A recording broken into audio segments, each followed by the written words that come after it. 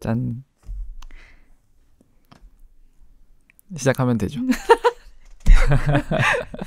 네, 시작해 주시죠, 호스트님. 네, 시작할까요? 네, 오늘은 1000개의 뇌로 독서 모임을 하도록 하겠습니다. 네, 책 이번에 선택은 어떠셨나요? 다 괜찮으셨나요? 굉장히 이제 새로운 내용이 나와서 신선했다. 일단 굉장히 신선했던 게 좋았고, 그리고 이제 AI에는 항상 관심이 많으니까 그 AI에 대해서도 다시 한번 생각해 볼 수 있는 좋은 기회가 됐습니다. 그리고 지금 뭐 카메라에 잠깐 잘 보일지 모르겠지만 이 수많은 띠지들 지금 붙여놓은 거 반은 뗀 건데 아무튼 지금 아직 정리를 좀 덜해서 반이 남아 있습니다. 저도 하도 많이 읽어가지고 색깔이 달라요 지금. 꼬질꼬질해졌는데 네, 저는 이 책 되게 좋아하는 책이고 약간 인공지능만 얘기하는 책이랑 뇌과학만 얘기하는 책은 많은데 그 가치를 이게 따로따로 같은 책에 적은 책이 아니라 두 가지를 통합적으로 볼 수 있는 책이 그렇게 많이 없었던 기억이에요. 대중적으로 읽을 수 있는 책들이. 그래서 그 중에 하나 괜찮은 책이라고 저는 생각해서 다들 재밌게 읽으셨었으면 좋겠습니다. 혜진님은 어떠셨나요? 저는 요즘 그 예측하는 뇌가 이제 많이 대두되고 있다? 이런 거는 알고 예전에 한번 스터디도 학교에서 한 적이 있었는데, 근데 이제 이거를 학부생 수준으로 얘기할 수 있는 책은 못 봤었는데, 이 책이 딱 그런 책이 아닌가. 그래서 누군가가 이제 뇌과학을 뭐 전공을 하고 싶어 한다라고 하면, 그러면 이제 이 책을 꼭 읽고, 한번 고민을 해봐라 라고 얘기를 할 수 있을 정도로 괜찮은 책이다 이런 생각이 들었어요. 갑자기 좀 궁금한 게 심리학에서도 뇌를 엄청 많이 다루니까 그러니까 이 책의 내용들이 지금 현재 심리학에 영향을 미치고 있는 게 있는지. 엄청나게 이제 이 예측하는 뇌로 사람의 행동을 설명하려고 하는 이제 흐름이 커지고 있는데, 근데 여기서도 지금 그 시각 피질에 있는 뭐 시각과 관련된 연구들을 뭐 초반에 소개를 하잖아요. 그래서 이게 신경 세포가 움직이는 걸 관찰을 해야 하다 보니까 그 방법 때문에 아직 많은 영역으로 접목되지는 못했어요. 그래서 앞으로 더 무궁무진하게 발전할 가능성이 있지 않을까 하면서 많은 연구자들이 뛰어드는 것 같아요. 왜냐하면 자기가 이제 지금 뛰어들면 자기가 처음 하는 사람이 될 수 있으니까. 그래서 예측한다라고 하는 거는 뭐 많이 옛날부터 있어 왔지만 뇌가 그래서 예측을 해서 모형을 만들어서 이렇게 세상을 이해하는 거다라고 하는 건 이제 이 사람이 뭐 거의 처음 얘기한 것 같더라고요. 이 책을 읽었을 때는. 그래서 아마 요즘 되게 핫한 주제인 것 같아요. 아주 핫한 책 골라주셔가지고 네. 일단 내용을 조금 정리를 한번 해주시면 어떨까? 네, 그쵸. 지금 보시는 분들은 책을 이제 읽으신 분도 있겠지만 뭐 안 읽으신 책도 안 읽은 분도 있을 거기 때문에 한번 내용을 정리를 해드리면 이제 총 크게 책은 한 1부, 2부, 3부로 나뉜 것 같아요. 그래서 1부 부분은 이제 아까 말씀하신 예측하는 뇌의 심피질 집중을 해서 심피질이 어떻게 세상을 이해하고 예측하는지에 대해서 이제 과학적인 설명들이 있어요. 그래서 거기에서 얘기를 보면은 뭐 격자세포나 장소세포 같은 얘기로 무엇 세포, 어디 세포라고도 부를 수 있는데 항상 우리가 뇌가 세상을 이해할 때 어떤 추상적인 개념을 이해할 때조차도 장소세포의 어디에 위치하는 개념이다라고 이렇게 이해한다라는 것을 기본으로 하고 있어요. 그래서 이걸 기준틀이라고 부르고 이 기준틀이 심피질의 가장 기본적인 생각 단위다. 뭐 이런 식으로 이제 풀어나가는데 1부는 그런 내용이고 2부 같은 경우에는 그런 이제 심피질의 특성을 모방한 기계지능을 만들었을 때 어떻게 우리가 기계지능을 만들어갈 수 있고 또 모방을 어떻게 하게 할 수 있고 그리고 지금 현재 만들어지는 AI는 어떤 단계까지 온 것인가에 대해서 얘기를 나누고 수 있고요. 그리고 3부 같은 경우에는 조금 전반적으로 이제 조금 이 뇌를 넘어서서 그 기계지능의 발달로 인해서 인류가 어떻게 앞으로 변화를 맞이하게 될 것인지에 이제 그런 부분을 다루고 있어요. 그래서 뇌과학에 관심 있으시면 사실상 그러니까 관심 있게 읽어보실 만한 부분은 뭐 1부에서 2부 정도 되실 것 같고, 뭐 나는 AI나 뭐 사회 변화에 관심이 많다라고 하면은 2, 3부에 좀 더 초점을 두고 읽으시면은 재밌게 읽으실 수 있을 것 같습니다. 죄송해요. 오늘 목이 좀 왜 그런지 모르겠는데. 그래서 이 책에서 이제 시작부터 사실 하는 이야기는 오래된 뇌와 이제 새로운 뇌 이렇게 두 가지로 좀 나눠서 이야기를 하는데, 저는 사실 그 부분이 굉장히 가장 흥미로웠던 부분 중에 하나예요. 왜냐하면 신피질이라고 했을 때 그 신이라고 하는 게 결국 새롭게 이제 형성된 가장 바깥층을 이야기하는 것인데, 한 번도 이제 그런 관점으로 생각해 본 적이 없어요. 그러니까 진화라고 하는 게 항상 무언가가 만들어지고 그것을 갈아엎는 게 아니고 거기에서 조금씩 더 추가해 나가고 변화해 나가는, 이런 게 이제 진화의 방향성이라고 우리가 알고 있는데, 뇌 역시도 그렇게 자라난 것이다. 그래서 이제 오래된 뇌는 결국 이제 대부분 움직임 이런 것들을 관장하는 영역들이 많고, 그리고 이제 지능에 관련된 것은 신피질에 해당하는 영역이다. 이렇게 시작이 되는 이 부분이 새로운 뇌, 오래된 뇌, 이 개념 자체가 굉장히 좀 신선했었고요. 그다음에 이제 이 저자가 이제 가장 핵심적으로 생각하는 게 마운트 캐슬이라고 하는 또 그 이전 시대, 뭐 이전 시대라고 해봐야 뭐 한 20년 뭐 이런 정도 차이가 나겠지만, 이제 그 연구자의 가장 핵심적인 개념을 굉장히 이제 많이 차용을 했는데, 이제 첫 번째는 신피질이라고 하는 게 굉장히 보기에 비슷한 거죠. 오래된 뇌는 보기에 서로 다르게 생겼고 다른 역할을 하는 게 분명해 보이는데, 신피질은 다 비슷하게 생겼는데 이게 서로 다른 기능들을 하고 있으니까 뭔가 그러면 공통된 어떤 역할이 있을 것이다. 공통된 어떤 메커니즘이 있을 것이다. 이게 이제 이 마운트 캐슬의 접근이었고, 그것을 심화해서 기준틀이라는 개념으로 이제 이것을 가장 이제 총괄할 수 있게 세계 모형을 만드는 기준틀의 역할, 이런 것들을 제시한 게 이제 1000개의 뇌라는 책이었고, 굉장히 그 부분이 정말 신선하게 맞죠. 재밌게 네. 다가왔었습니다.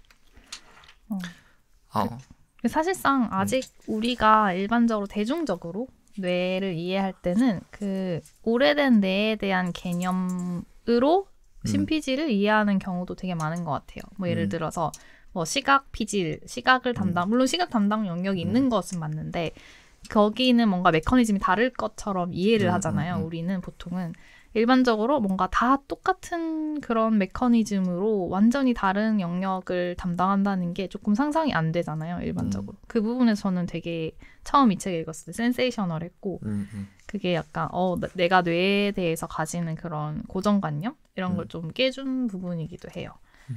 그리고 저는 그래서 여기 질문에도 사실 있어서 바로 질문으로 좀 넘어가도 될 것 같긴 한데, 일단 혜진이 질문을 너 중간에 또 그렇게 할까요? 가셔야 해서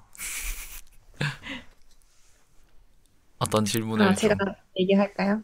네. 저는 질문을 뭐 2개인가 3개 정도 했었던 것 같은데, 그 첫 번째 질문이 그 격자세포랑 장면세포를 설명하는 걸 읽다가 떠올랐던 게, 이제 시각장애인 분들이 복잡한 지하철역에서 환승하는 것도 잘 해내시잖아요. 근데 초행길인 제가 생각했을 때는 처음에 가는 지하철역에서 어디 환승해야 되는지 이런 걸 찾는 것도 되게 힘들고, 그 노선도를 보면서 그 계단을 찾아서 가는 것도 되게 복잡한데, 그걸 어떻게 할 수 있지? 갑자기 그 생각이 들더라고요. 그 예전에 한번 그 시각장애인 분이랑 저는 처음 가는 지하철역이었고, 그분은 환승을 해야 했었는데, 저랑 같이 이제 이동을 했어요. 그분이 같이 가달라고 해서. 근데 제가 이제 처음 가는 길이니까 제가 그냥 이렇게 가는 게 맞나 하면서 가니까 그분이 걷다가 뭔가 느낌을 이상하게 받으시더라고요. 그래서 지금 바르게 가고 있는 거 맞냐고. 내가 아는 길과 다르다. 이거는 지름길이 아니다라는 걸 아시더라고요. 그래서 본인들은 이제 지하철이 언제 도착하는지 그 시간표를 외우고 계시나 봐요. 그래서 지금 나는 이때 오늘 도착하는 지하철을 타야 되는데 이대로 가면은 늦는다. 그래서 나랑 같이 뛰어달라 해가지고 엄청 뛰었던 기억이 있거든요. 근데 저는 그때는 그냥 그런가 보다 했는데 갑자기 내가 지금 어디로 데려가고 있는지 모르는데 어떻게 알았지? 지금 지름길로 가고 있지 않다는 걸.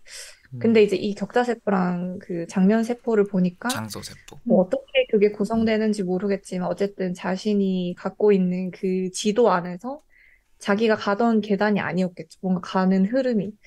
그래서 그거를 할 수 있는 게 어차피 뇌가 그런 식으로 작동을 해서 우리가 눈을 감고 계속 무언가 생활을 하더라도 이런 게 되는 게 아닐까 하는 게 좀 재미있었어요.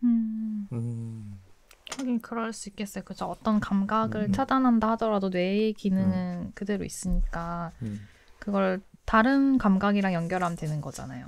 우리가 주로 시각에 연결하는 그 감각 지도를 뭐 말씀하신 대로 뭐 계단의 느낌이라든지 뭐 소리 뭐 이런 걸로 연결했을 때 충분히 뭐 나름의 감각 지도를 또 만들 수 있을 것 같은 그런 생각이 드네요. 모르겠어요. 이런 걸 경험해 본 적이 있는지 모르겠지만 저 한 번씩 심심하다고 해야 될까 아니면 뭐 피곤하다고 해야 될까 그러니까 눈을 좀 감고 싶을 때가 가끔 있어요. 그럼 이제 길을 터벅터벅 걸어갈 때 보도블록을 내가 봤잖아요. 보고 나면 한 눈을 감고 한 10초를 걸어요. 10초 정도는 버틸 수 있거든요. 왜냐면 그 10초 정도는 뭔가 머릿속에 그 위치가 남아 있어요. 그리고 내가 걸을 때의 그 동작마다 이제 얼마만큼씩 바뀌는지를 아니까 물론 이제 이 책을 읽기 전에 그런 거를 많이 해봤죠. 근데 지금 혜진 이야기를 들으면서 좀 그런 생각이 나는 건데 내가 걸을 때 얼마만큼 이 장면이 변화하는지 이 장소 속에서 내 위치가 얼마만큼 변하는지를 내가 알고 있고 그리고 내가 눈으로 한번 공간을 캐치했죠. 그러니까 이제 그 격자가 그려졌을 테고 그래서 그 상태에서는 내가 한 10초 정도는 업데이트를 하지 않아도 내 뇌에서 알아서 해주는 거죠. 근데 이제 10초 정도 지나면 그것이 이제 흐릿해지니까 이제 세상의 변화를 내가 계속 이제 학습해야 되는데 변화된 세상을 내가 이제 더 이상 업데이트를 못했으니까 이제 다시 또 눈을 뜰 수밖에 없는 그런 상황들이 오는데 아마도 이제 그 시각장애인 그분은 훨씬 그런 영역이 훨씬 더 발달했을 테고 책에도 이제 그런 표현이 나오는데 뭔가 이제 내가 기능을 할 수 없어지게 되면 그게 완전 죽어버린다기보다는 그게 이제 좀 다른 영역으로 좀 발화되는 게 있잖아요. 그래서 결국은 이제 이것도 저자의 생각을 뒷받침하는 부분이 될 수 있을 것 같은데 이제 신피질이라고 하는 게 결국은 다 같은 어떤 모듈화 되어 있다는 거잖아요. 피질 기둥이 다 전부 다 이제 기준틀을 만들 수 있다는 거니까 그래서 이제 결국 이제 이 시각 부분이 조금 약해졌지만 그 남는이라고 표현하면 될지 모르겠지만 어쨌든 그 이제 시각과 연결되지 않은 그 피질 기둥들이 이제 이 나의 장소 그리고 나의 격자를 업데이트하는데 좀 더 활용이 될 수 있지 않을까 뭐 그런 생각이 좀 드네요. 네.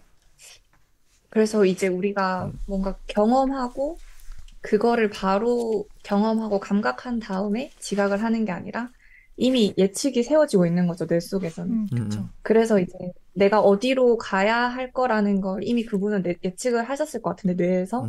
근데 자기에게 들어와야 하는 감각이 약간 다르니까 오류가 이상하다고. 발생하면 이상하다. 지금 우리 어디로 가고 있냐.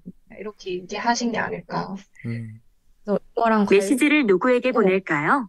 저기요. 아이고. 아, 네. 시리가 갑자기 방송 사고가 났군요. 있습니다. 혜진이 폰에서 뜨는 건가? 아니요. 지금 맥북이라 가지고 맥에서 이거랑 관련돼서 또 생각난 게 이거 말고 다른 그 예측하는데 얘기한 책에서 나온 일화가 시각 장애인들도 생생한 꿈을 꾼다는 거예요. 그래서 나는 꿈에서 잘생긴 사람이랑 뭐 키스하는 꿈을 꿨다. 근데 이제 듣는 사람은 그럼 그 사람이 어떻게 잘생겼다는 걸 알 수 있냐? 근데 자기는 분명하게 뭐 봤다 이런 식으로 표현을 한다고 하는 거예요. 그러니까 우리가 실제로 꿈속에서 뭔가를 본다고 생각을 하는 것도 내가 만들어낸 예측한 이미지일 수도 있겠다. 그런 생각도 들었어.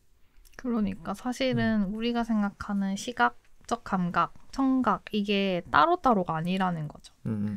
우리는 사실 약간 어떻게 보면 컴퓨터의 그 입력 기관처럼 생각하잖아요. 컴퓨터는 이게 시각 데이터 이거 영상 데이터랑 뭐 소리 데이터 따로 들어와서 이렇게 합치잖아요.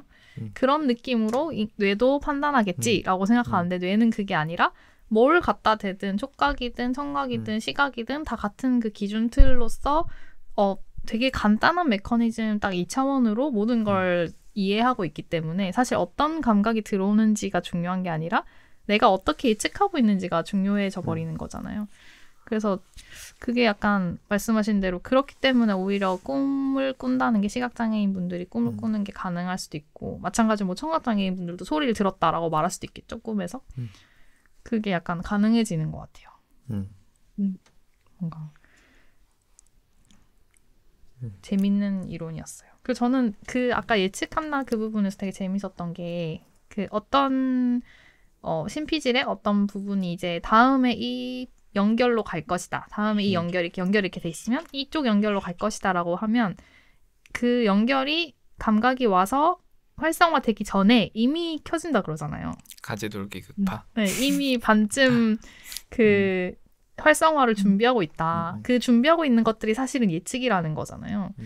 그래서 저는 그게 되게 좀 비과학적인 얘기일 수도 있지만 제 경험이랑 와닿아서 되게 딱 약간 느낌이 오더라고요. 제가 뭔가 시험을 칠 때 뭔가 이렇게 확실하게 아는 것은 어떻게 보면 제 예측이 딱 켜진 거죠. 아, 이거다. 이렇게. 근데 약간 애매한 느낌이 들 때가 있어요.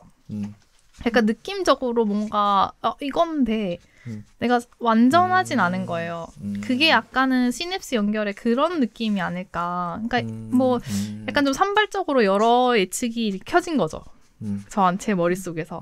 그래서 이제 확실하게 이거다라고 나머지를 다 꺼져라고 할 수 없는 상황인데 근데 뭔가 애매하게 엄청 미세한 차이로 여기가 먼저 켜지는 그런 느낌이 들 때가 있거든요. 그럴 수 있겠다. 왜냐면 그 어쨌든 학습이란 것도 내가 그만큼 많이 봤다는 거고 봤던 그 패턴을 본 찾아내는 거잖아요. 근데 이제 거기에 이제 확신이 좀 확신이 없었던 없는 건데 거죠. 어쨌든 그쪽에 뭔가 느낌이 쏠릴 수는 있을 것 같아요. 그래서 우리가 뭔가 안다, 학습한다, 확신한다 이것도 뭔가 이런 거랑 약간 비슷할 수 있겠다. 예측 기계에서 더 정확하게 빨리 예측을 해낼 수 있다는 거. 그러니까 어떻게 보면은 잡음으로 불릴 수 있는 그런 다른 예측들이 안 켜지도록 만드는 게 학습 아닌가? 뭐 그런 생각도 약간 들고. 그러니까 명확하게 연결되는 그 연결고리들을 빠르게 예측 이렇게 팍팍 시냅스들이 켜질 수 있게 만들어 투표를 나가는. 좀 더 잘할 수 있도록. 그렇죠. 투표가 좀 더 약간 명확하게 결론이 나올 수 있도록 하는 것이 학습 아닌가라는 생각도 들었어요.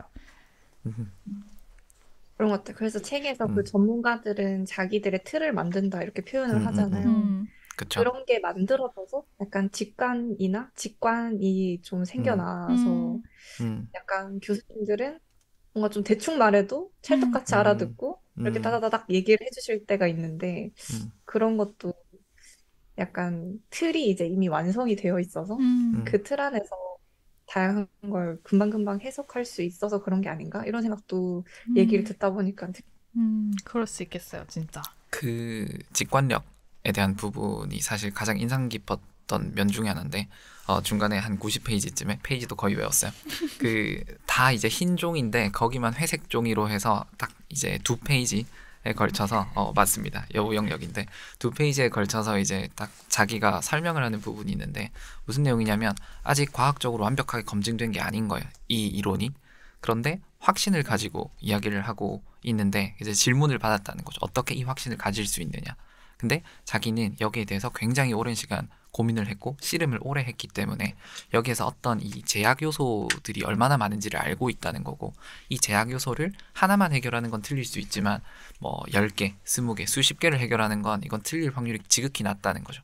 그래서 자기는 이미 너무 많은 제약 요소를 알고 있고 이 기준틀이라는 아이디어, 1000개의 뇌라는 아이디어, 이 개념 자체가 자기가 이때까지 이 뇌과학을 수십 년간 연구하면서 느껴왔던 그 제약을 한 번에 해결하는 아주 많은 제약 요소들을 해결하는 것을 경험했기 때문에 이것은 옳다라고 강하게 확신한다라고 이야기를 하거든요. 그 부분이 굉장히 인상 깊었어요. 그러니까 이 교수님은 직관력이라는 단어를 전혀 사용하지 않았지만 제가 생각했을 때 이건 직관력이고 이 사람이 이런 자신감을 가지고 이런 큰 직관력을 가지고 설명을 하는 것에 대한 뭔가 이 감명을 받았어요. 네. 그 감명이 좀 있었다. 그래서 이제 저도 약간 직관력을 그렇게 생각을 좀 비슷하게 생각을 했었거든요. 어떤 면에서 비슷하게 생각을 했냐면 막 사전을 찾아보면 이제 어쨌든 우리가 막 뭐 무언가를 막 엄청나게 깊이 생각하고 뭔가 논리를 다 따져보지 않아도 그냥 바로 알 수 있는 그런 게 이제 직관력이라고 볼 수가 있잖아요. 근데 저는 오히려 그렇다기보다는 그게 너무 순식간에 일어나서 나도 알아채지 못하는 그러니까 직관력이라고 하는 게 어떤 그 사고의 과정들이 너무 재빠르게 엄청나게 많은 것들이 일어나서 나조차도 인지하지 못하는 과정에서 어떤 결론이 탁 나오는 그런 게 저는 직관력이라고 생각을 했거든요.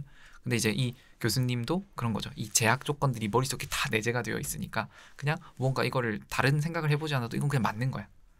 아하 포인트가 나오는 거죠.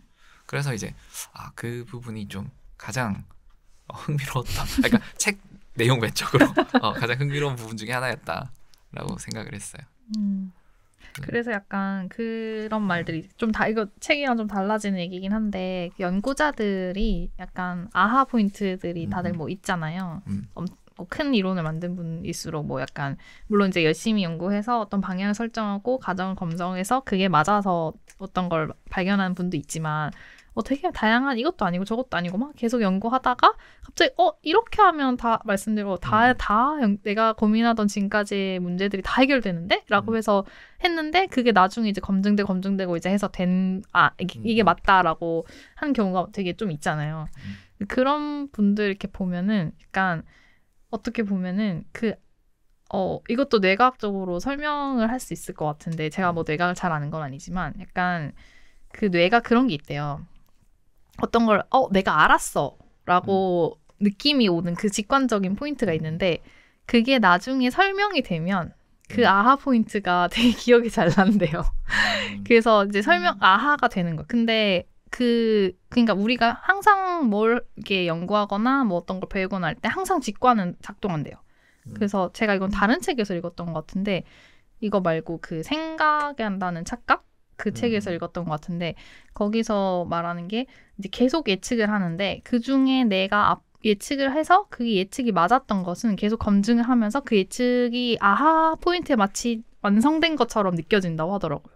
근데 사실은 그 아하 포인트들은 거의 매 순간 있고 그게 나중에 검증되면 그 아하 포인트가 진짜 아하가 되는 거고 아닌 경우는 아니게 된다. 그래서 어떻게 보면은 이분은 자기가 알고 있는 말씀대로 알고 있는 제약 조건이 되게 많으니까 아마 엄청 아하로 될 법한 것들이 많았겠죠? 근데 그중에 본인이 나중에 확신을 갖고 이거는 아하가 맞았어 라고 할 수 있는 거 중에 하나가 아마 1000개의 뇌의 모델 아닐까 뭐 약간 그런 생각이 드네요. 그 얘기 듣고 나니까 약간 우리도 아하를 좀 많이 해야 될 텐데. 개인적으로 못 썼던 게 계속 그 막 컵을 쥐다가도 이게 어떻게 컵을 쥐는 걸까 막 일상생활에서 계속 생각하잖아요. 그거에 대해서. 맞아. 이게 머리에 경지셨던 것 같긴 한데 그래서 저렇게 해야지 대단한 이론을 만드는구나. 그런 것도 한번 배웠습니다. 개인적으로 멋있는 분이라고 생각했어요. 맞아요. 그래서 괜히 이제 컵 한번 이렇게 더 잡아보고 나도 막 예측해보고 그런 맞아. 생각을 하게 되더라고요. 또 혜진이 다른 질문이 있으면.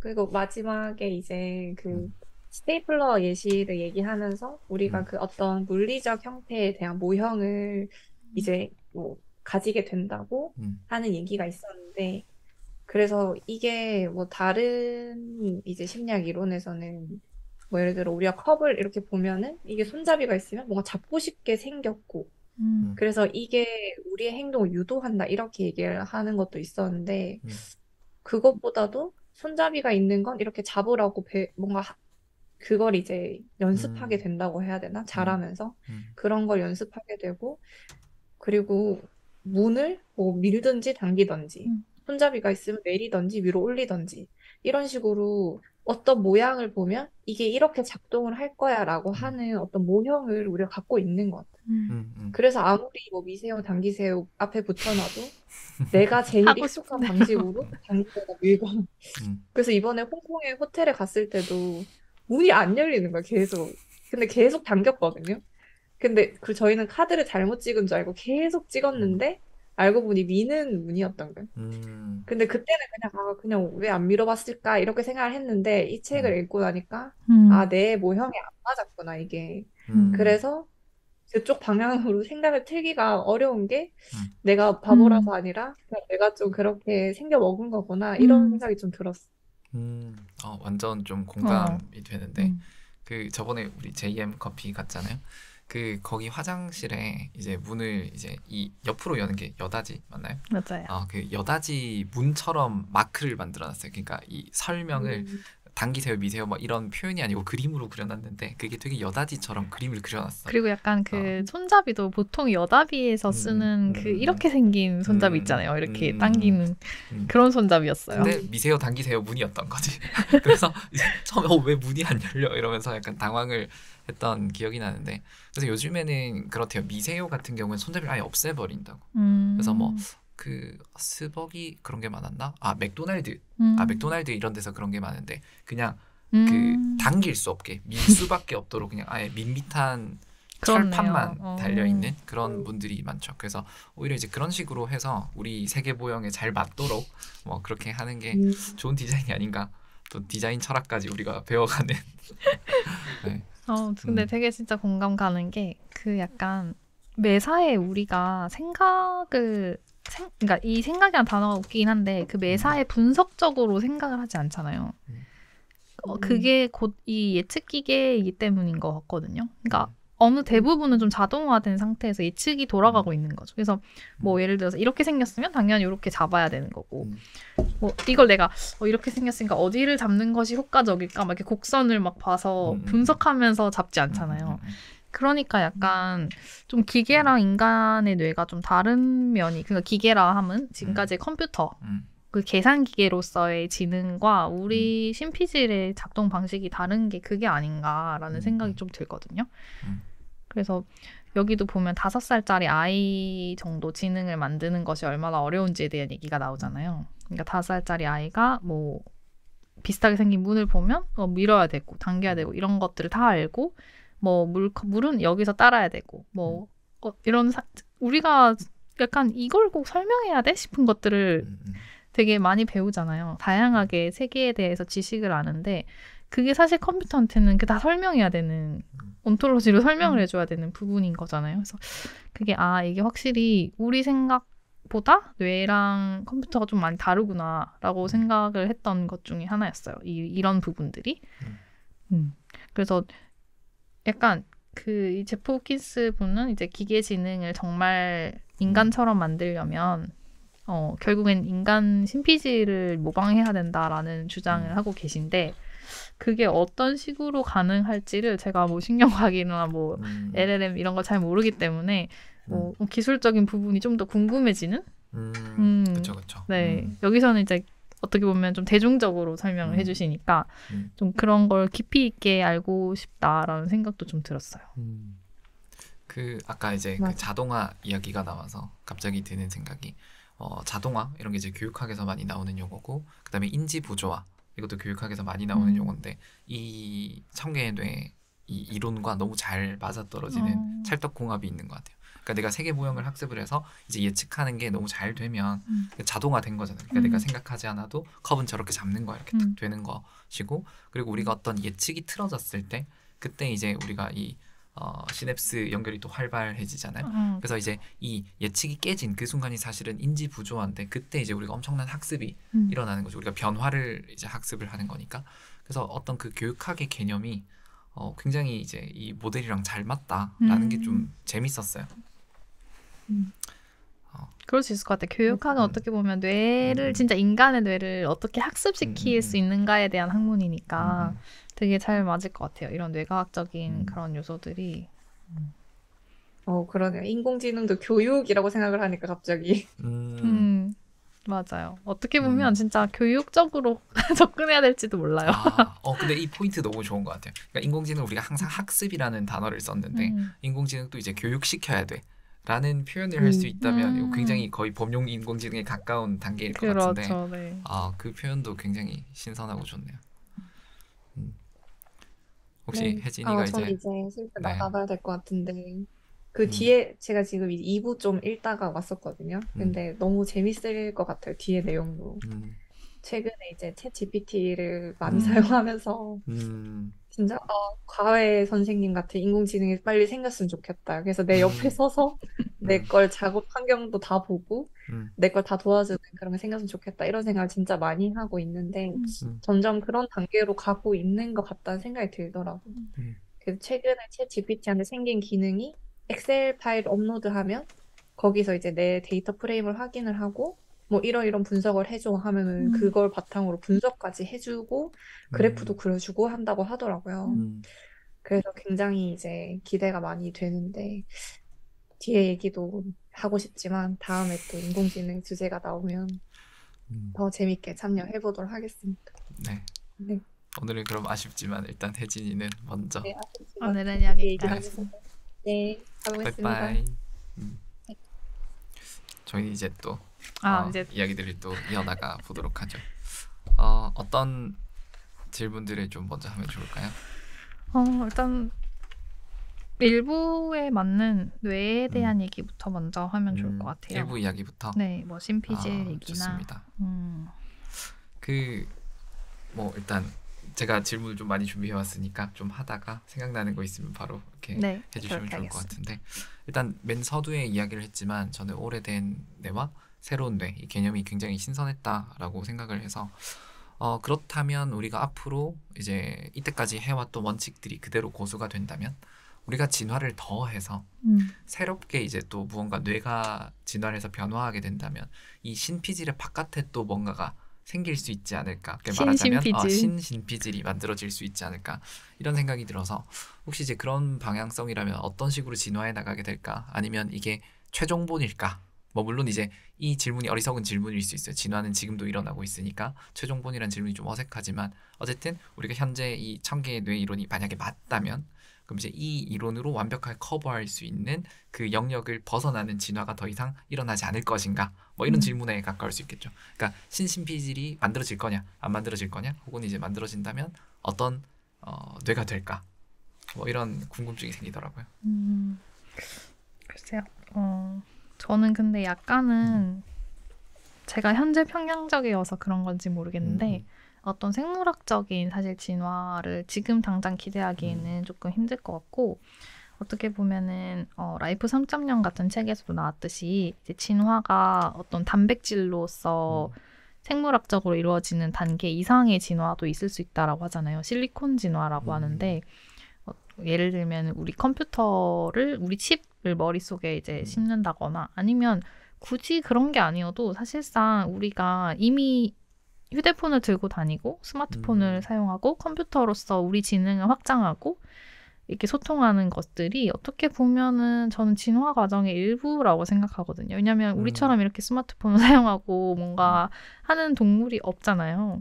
그런 것도 생물학적인 진화라고 부를 수는 없겠지만 어떤 뇌의 확장 아닌가. 왜냐하면 요즘 나오는 연구 보면은 스마트폰이 실질적으로 뇌의 확장 역할을 한다고 하더라고요. 그러니까 뇌가 어떤 장소에 어떤 기억이 있다라는 것을 기억해 두는 게 되게 그것이 인지에 도움이 된대요. 근데 스마트폰은 우리의 인지 역할을 하는 거예요. 그러니까 사실상 뇌의 일부를 담당하고 있다고 하더라고요. 그래서 뇌가 보통 하는 게 어떤 거냐면 어떤 지식이 무엇이다를 기억하는 게 아니라 어떤 지식이 어디에 있다를 기억을 한다고 하더라고요. 근데 우리는 스마트폰에 이 모든 게 다 있다라고 기억을 한다는 거죠. 뭐 전화번호도 여기 있다. 뭐 이렇게. 어디 세포의 장소가 이제 스마트폰으로 들어가는 거죠. 어디는 이제 지식들이 들어갈 거고. 그런 면에서 조금 이미 조금은 살짝 어떤 변화가 일어나고 있지 않나라는 생각이 들고요. 그리고 이제 뭐 사실 생물학적인 뭐 새로운 뇌가 등장할 수도 있겠죠. 근데 그거는 이제 돌연변이나 뭐 이런 게 생겨야 되는 거니까 어떤 예측하기는 조금 어려울 것 같고, 오히려 실리콘 뇌가 신신피질에 더 가까웠지 않을까, 현재로서는 그렇게 생각이 됩니다. 방금 이제 핸드폰 이야기가 나왔지만 그 포노사피엔스라는 용어도 있잖아요. 뭐 몇 년 전에 유행했던 용어인데 그런 측면에서는 이제 이미 이제 이 나의 신체의 일부가 된 것이니까 스마트 기기가 이제 그 신체 지도에 얘가 편입이 된 이미 그런 상황이라고 본다면 뇌가 그런 방향으로 좀 진화한 것 같기도 하고, 아까 이야기했던 뇌에 칩을 꽂는 거, 그런 것도 그러면 이 기기와 뇌가 정기 소통을 조금 더 잘할 수 있는 뇌가 진화적으로 유리할 수도 있겠다. 그런 진화합을 받을 수도 있겠다. 라는 생각이 드네요. 그게 좀 신심피질이 될 수도 있겠다. 뭐 이런 생각이 좀 들었고요.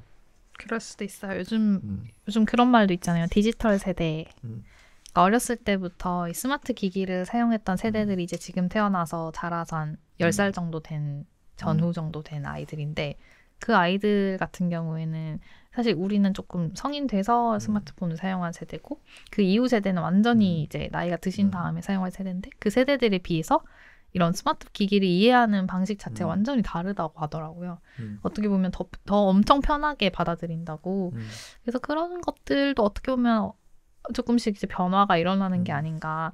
뭐 예를 들어서 그 다음 세대에서는 뭐 컴퓨터와 직접 전기적 연결을 하는 것에 익숙한 세대가 태어날 수 있고 그런 적응의 과정이 조금 있을 것 같아요. 세대별로. 그럴 것 같아요. 그 뭐 책에도 나오지만 어쨌든 우리가 자주 사용하지 않는 것들은 연결이 끊어지잖아요.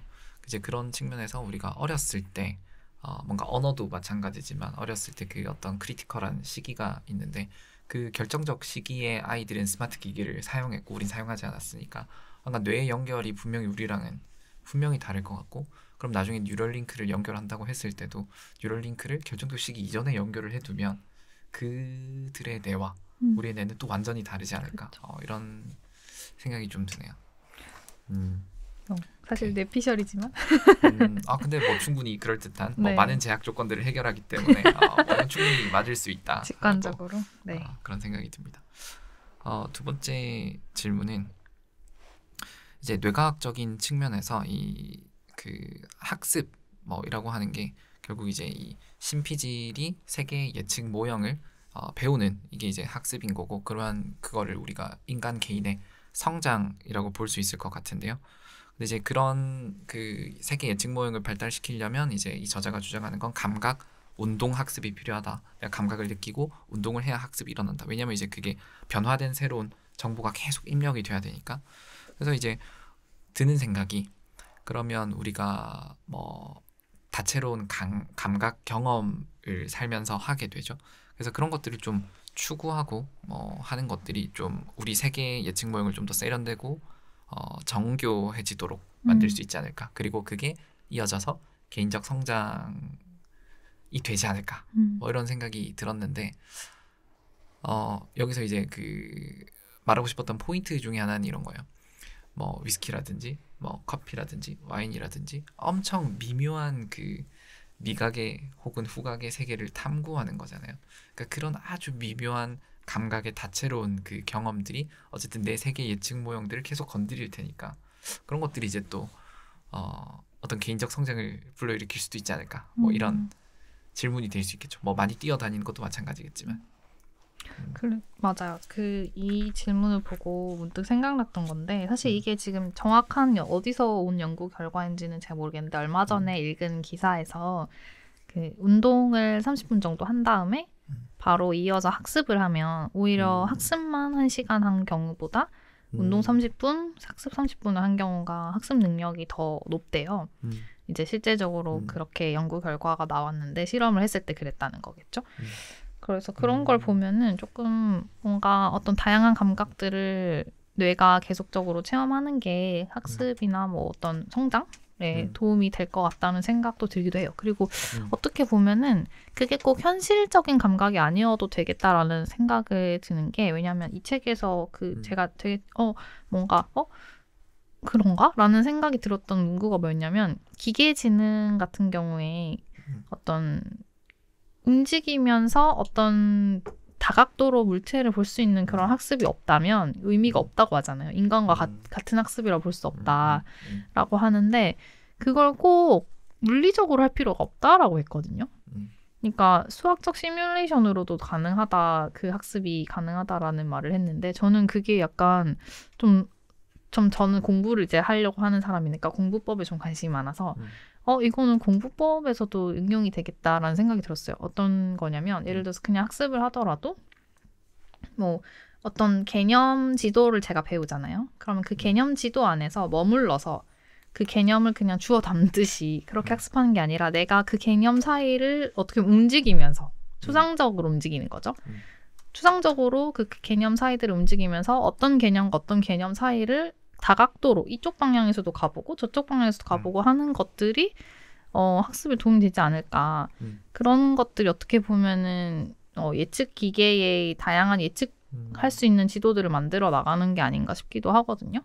사실 저는 그런 걸 되게 많이 느끼는 게 어떤 거냐면 학습을 할 때 항상 약간 내가 컴퓨터가 아니구나라는 생각을 많이 들 때가 있어요. 어떤 거냐면 컴퓨터라면 사실 A, B, C, D, E, F, G를 어떤 나열된 어떤 걸 외운다면 학습을 한다면 뭐 중간에 C를 부르든 B를 부르든 그게 차별성이 없거든요. 컴퓨터 같은 경우는 그렇잖아요. 데이터를 A부터 Z까지 학습시키면 어느 걸 어떤 단계로 어떤 순서로 뭐 출력을 하느냐는 전혀 문제되지 않아요. 그런데 인간 같은 경우는 그렇지 않잖아요. 인간은 예를 들어서 A, B, C, D, E, F, G 순서대로 학습을 했는데 3번, 5번, 7번, 1번, 4번 순으로 불러봐 라고 하면 이렇게 된단 말이죠. A, B, C, D, E, F, G는 가능하지만 A부터 시작해서 Z까지는 너무 쉽게 그게 출력이 가능하지만 컴퓨터처럼 그렇게 출력은 안 된단 말이에요. 그게 바로 내가 갔던 길이 A부터 Z까지 가는 길, 그 길 경로성이 예측 가능성이 A 키고 B 키고 이게 이렇게 되는 거지. 뭐 C 키고 그렇죠. C 키고 F 키고 이렇게 학습을 하는 게 아니란 말이죠. 그래서 만약에 그런 학습을 하기 원하면 C부터 F 가는 것도 한번 해봐야 돼요. 그래서 약간 이게 뇌가 그런 식의 예측 기계를 말하는 거구나라는 걸 느낄 때가 많았거든요. 제가 공부를 하면서. 그래서 말씀하신 그런 위스키나 뭐 와인 같은 그런 현실적 감각도 그런 성장에 도움이 될 것 같고 꼭 그런 어떻게 보면은 그 현실에 국한될 필요가 없다라는 생각이 들어요. 어떤 생각을 할 때도 항상 생각의 순서를 바꿔보는 거. 방향을 바꿔보는 추상적인 개념 지도에서 내가 가는 방향을 항상 가던 방향대로 가는 게 아니라 다른 방향으로 가보는 거죠. 그런 것들이 되게 도움이 많이 될 것 같다라는 생각이 들어요. 오케이. 그러면 이제 이 책에서 나왔던 예시에 따르면 역사를 공부할 때 연대, 시간 순으로 쭉 정리하는 방법이 있고 장소별로 정리하는 방법이 있고 그럼 적급 방법을 다각도로 한 거고 또 재미있게 한번 생각을 해보면 시간을 역순으로 한번 역사를 공부해 볼 수도 있겠다. 그렇죠. 뭐 이런 생각도 드네요. 좋은 아이디어입니다. 그래서 사실 이 기준틀 이론을 현실에 어떻게 적용을 해서 하면 좋을까? 그것도 질문에 있었는데 그 질문이 이제 나와 버렸다. 생겨버렸다. 그래서 저는 그런 식으로 해보는 것이 좋을 것 같아요. 알파벳 순서가 굉장히 이제 좋은 비유인 것 같아요. 그렇죠. 저는 그게 잘 안 되는 스타일이어가지고. 근데 다 그런 것 같아요. 다 그렇죠. 인간이라면 그걸 극복할 수는 없죠. 네. 너무 당연히 이제 그럴 수밖에 없었던 게 아닌가 그런 생각이 드네요. 뭐 일단 제가 질문을 계속 해볼까요? 네. 이제 세 번째 질문은 우리가 이제 그 몰입 플로우 책을 이제 같이 읽었으니까 그 책에서 이제 중요하게 이야기하는 플로우의 조건이라고 하면 어떤 내가 가진 이 내면적인 이제 이 기술적 수준 그리고 외부에서 주어지는 과제 난이도 이 두 가지 축이 맞아 떨어져서 균형이 맞춰져야 우리가 몰입을 할 수 있다라고 이제 이야기를 했는데 그런 측면에서 이게 이제 우리가 이 예측이라고 하는 이 세계 예측 모형 모델을 가지고 한번 생각을 해보면 우리가 이 예측을 벗어났을 때 우리가 학습을 하게 되는 그런 측면이 있단 말이죠. 그래서 이걸 조금 빗대어서 생각을 해보면 우리의 기술 수준이 우리 세계 모형의 수준이라고 생각을 해볼 수 있을 것 같고 과제 난이도라고 하는 것이 이제 변화하는 주변 세계라고 좀 비유를 할 수 있지 않을까 이런 생각이 듭니다. 그래서 이제 이걸 이제 어디 한번 적용해 보면 재밌을 것 같다라고 생각을 했냐면 우리가 이제 음악을 들을 때 이제 대중가요와 클래식이 있다고 하면 클래식을 들었을 때 누군가에게 너무 따분한 재미없는 음악일 수 있고 누군가에게 너무나 흥미로운 음악일 수 있잖아요. 근데 이제 그게 왜 그러냐라고 생각을 해봤을 때 클래식은 기본적으로 과제 난이도가 높은 그러니까 변주도 많고 굉장히 예측 불가능한 방향으로 변화하는 것들 혹은 뭐 너무 복잡하기 때문에 우리가 쉽게 예측할 수 없는 그런 요소들이 많은 음악이라고 생각이 되는데 우리의 어떤 기술 수준 다시 말해서 우리 예측 모형이 너무나 뛰어나다면 그 속에서도 어떤 이제 많은 것들이 예측되는 가운데 벗어나는 몇 가지 그런 포인트들에서 우리가 흥미를 느끼지 않을까 이런 생각이 들고 근데 예측 모형이 너무 안 좋다 뭐 표현이 좀 안 좋을 수도 있지만 어쨌든 예측 모형이 잘 갖춰져 있지 않다라고 한다면 모든 것이 다 이게 예측을 벗어난 것이니까 이게 우리에게 흥미로 다가올 수 없는 거죠. 그러니까 뭔가 뭐 맞는 게 있고 거기에 틀린 게 있어 학습이 일어나는데 다 틀린 것이면 그러면 이제 우리가 학습을 할 수가 없으니까 그게 이제 우리가 흥미를 붙이기 어렵지 않을까. 근데 반면에 대중가요 같은 것들은 우리가 쉽게 어느 정도 예측 가능한 형태로 뭐 멜로디들이 전개가 된다고 하면 그 속에서 이제 살짝의 어떤 그 변화들이 우리한테 흥미를 끄는 것이니까 대부분의 사람들의 예측 모양에 잘 들어맞는 것이 아닐까 뭐 이런 생각을 해봤습니다. 이 아이디어에 대해서 어떻게 생각하시는지. 그럴 수 있을 것 같아요.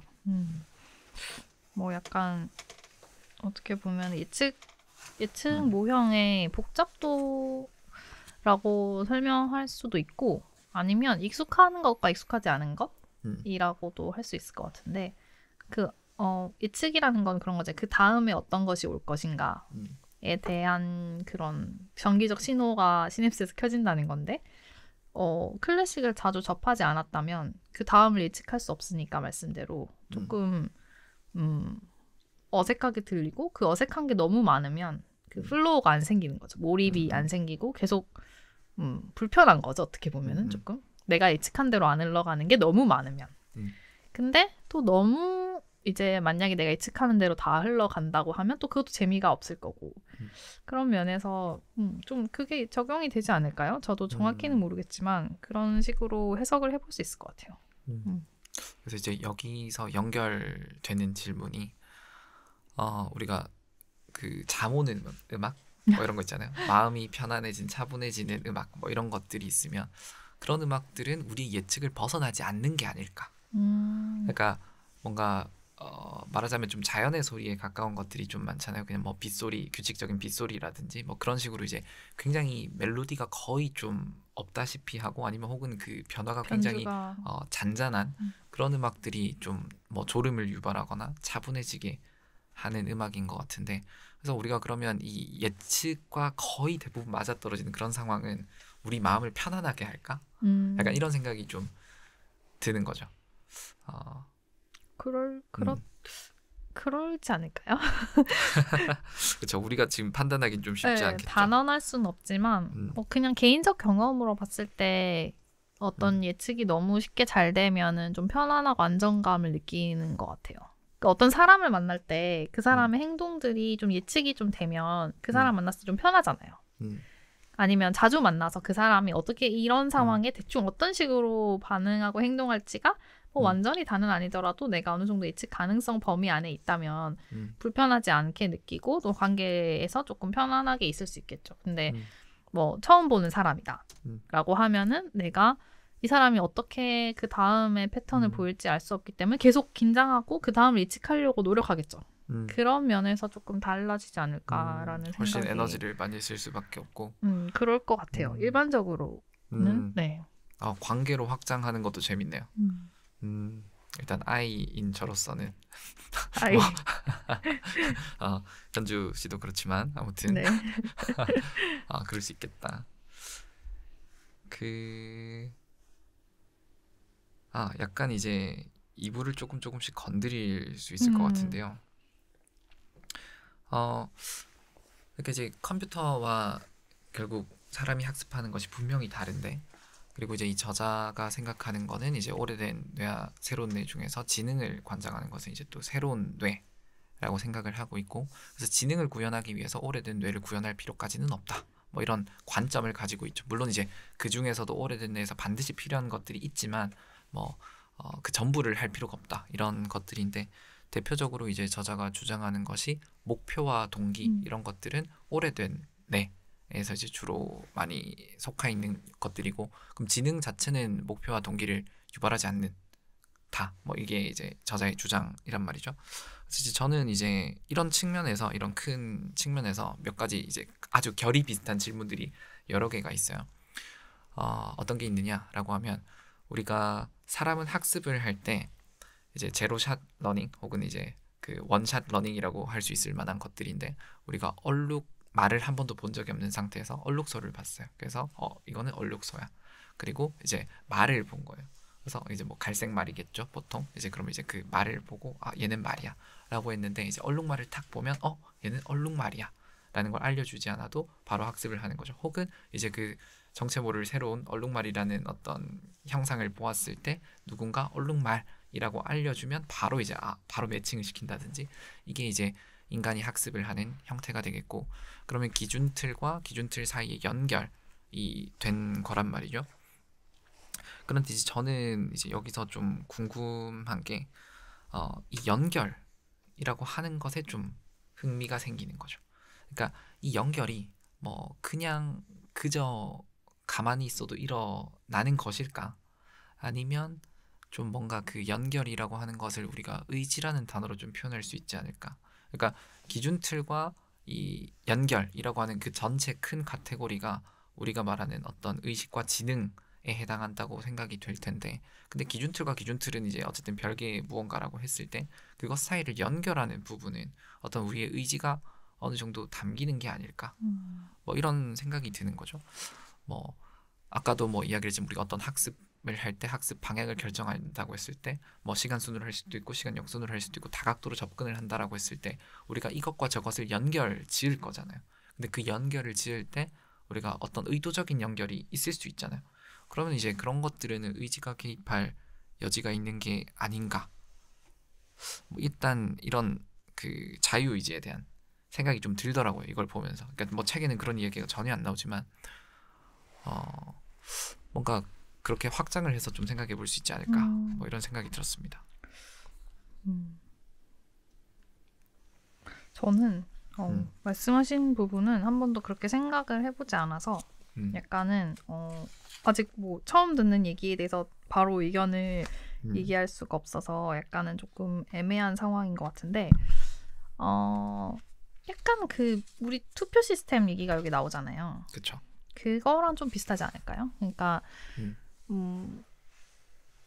여기 이 책에서 나오는 건 아니고 뭐 생각한다는 작가가 아까 말했던 그 뇌과학 책에서도 나오는 얘기인데, 어떤 우리가 무엇을 이렇게 판단하거나 생각할 때 한 부분만 거기에 관여하는 게 아니고 보통 이제 연합을 한다고 하더라고요. 여러 이제 부분들이 관여하면서 그 연합을 하는데 그 연합을 어떤 형태로 하는지에 대해서는 그 책엔 안 나왔어요. 근데 이 책에서 제가 약간 연결을 시켜서 좀 힌트를 얻자면 민주주의식으로 투표를 하는 거겠죠. 어느 정도로는. 물론 이렇게 실제로 뇌에서 투표를 하는 건 뭐 숫자를 뭐 투표를 하는 건 아니지만 더 강한 전기 신호가 나오는 쪽으로 연결을 지어주고 그게 맞다라고 예측을 하는 건데, 뭐 어느 정도는 그런 식으로 좀 발현이 되지 않을까라는 생각이 들어요. 처음 연결하는 거라면 뭐 약간 뭐 동시다발적으로 여기도 연결되고 뭐 얼룩이라는 개념이 뭐 따로 있을지 모르지 뭐 그런 느낌의 뭐 패턴이 우리가 파악이 되고 이건 또 말이라는 패턴도 있는데 그걸 같이 이제 연결짓게 되지 않을까.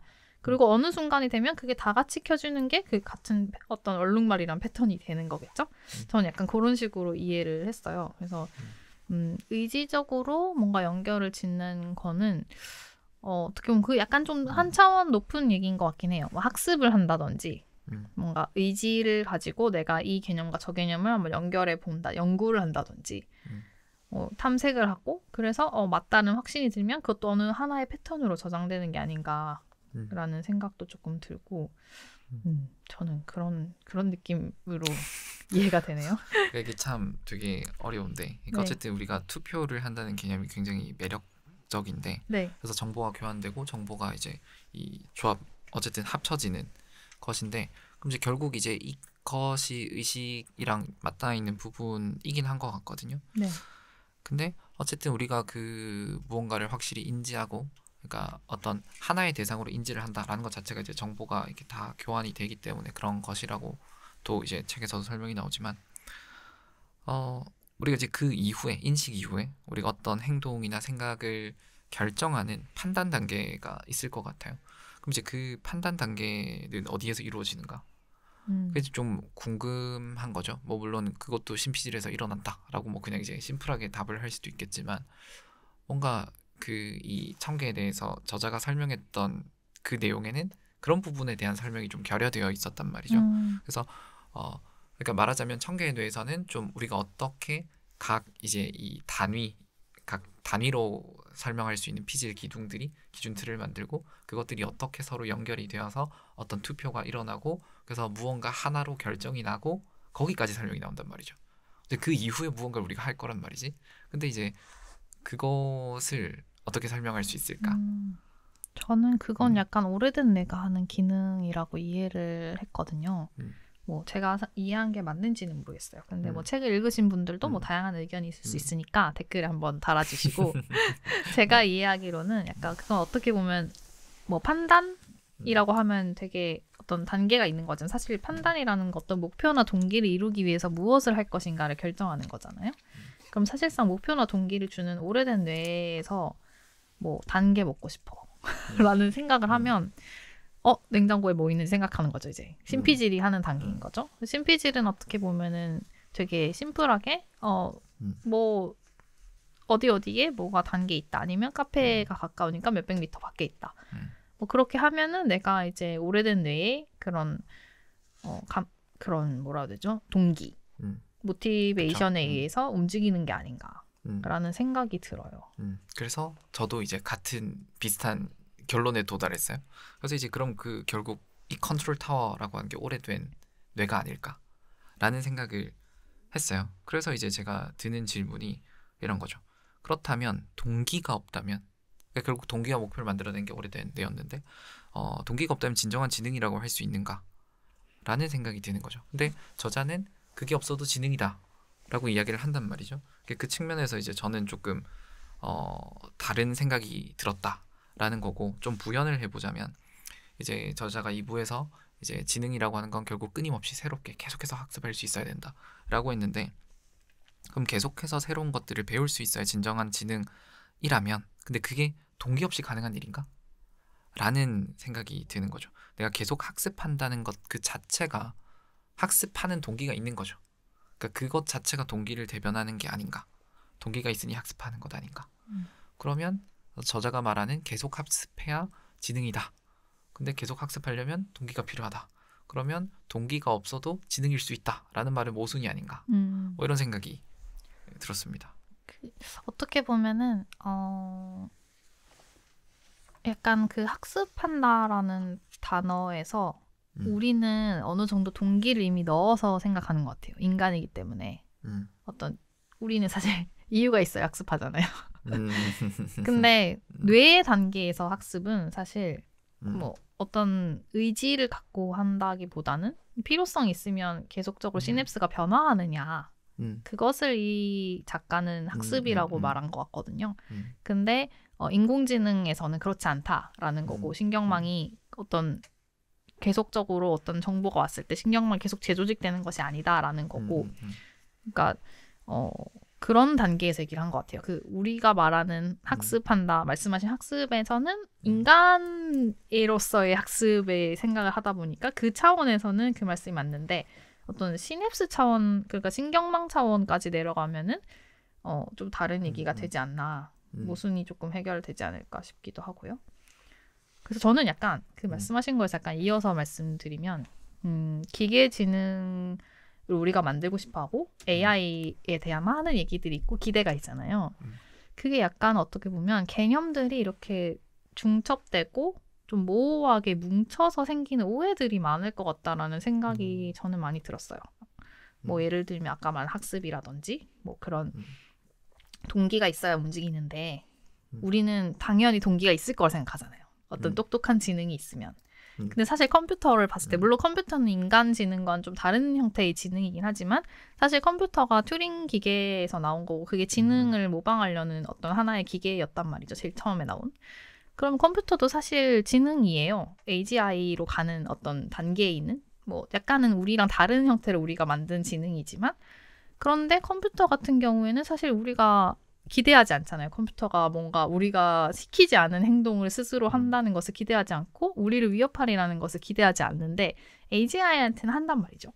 그러면 AGI는 그때 말하는 사람들이 말하는 AGI나 뭐 인공지능은 약간 그 동기가 들어간 인공지능을 상상하는 것 같아요. 저절로. 뭐 그런 건 약간 드라마나 SF 소설이나 뭐 그런 것들이 영향이 있겠죠. 우리의 상상력은 왜냐하면 우리를 닮은 존재를 자꾸 만들고 싶어 하니까 그런 걸 상상하는 것 같은데, 근데 저는 약간 좀 다르게 생각을 하거든요. 제가 기대하는 인공지능도 약간 좀 달라요. 그 동기가 제거된 상태에서의 지능을 기대하는 거고 아마 이 책에서 말한 분의 기계지능, 인간을 닮은 지능도 그걸 기대하는 것 같아요. 그래서 그런 경우에는 사실상 동기를 갖고 있는 인간의 어떤 필요성에 의해서 이게 이제 지능으로서 도움을 주는 단계인 거지. 이거 자체가 뭔가 뭐라고 해야 되죠? 우리가 느끼는 그런 본능적인 어떤 감각, 동기, 목표를 갖고 움직이지는 않을 것 같다는 생각이 전 들기는 해요. 근데 뭐 그거는 단정할 수는 없는 얘기고. 그리고 사실 의식이 있는데 동기가 없다라는 개념 자체가 인간이 이해하기가 힘든 영역이 아닌가라는 생각도 들거든요. 왜냐하면 그쵸. 인간은 의식도 있고 동기도 있는 그 상태이기 때문에 그 두 개를 항상 같은 것으로 이해한단 말이죠. 내가 우리의 뭐- 세계 그- 예측 모형은 네, 그렇게 우리 맞춰져 예측 있죠. 모형은 그것에 너무 익숙하기 때문에 음. 의식이 있는데도 아무런 동기도 없고 뭔가 하고자 하는 욕구가 없는 상태를 이해하지 못하는 것 같아요. 음. 제가 느끼기. 그러니까 우리는 오래된 뇌와 신피질이 항상 결합되어 있기 때문에 신피질만 있을 때는 어떤 상태가 되는지를 모르는 거죠.